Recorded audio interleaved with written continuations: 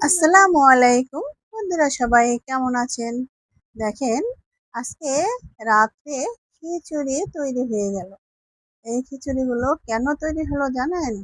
আমরা একটু দুষ্টামি করতে করতে ভাড়াটাদেরকে দিয়ে দিলাম চাল ডাল, ওরা তৈরি করে নিল।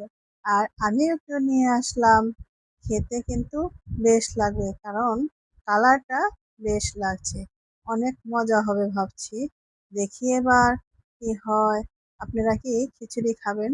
যদি খিচুড়ি খান, চলে আসেন, অবশ্যই দিয়ে দিব। আর খিচুড়িটা অবশ্যই মজার হবে। একটু খেয়ে দেখব এবার। ওয়াও, আসলেই সেই মজার খিচুড়ি। আর খিচুড়ি খেতে কিন্তু কে না ভালোবাসে, প্রত্যেকেরই খিচুড়ি খেতে ভালো লাগে। এই খিচুড়ি খেতে বিভিন্ন জায়গায় বিভিন্ন লোকজন যায়, কিন্তু সেই খিচুড়িটা এরকম মজা হয় না।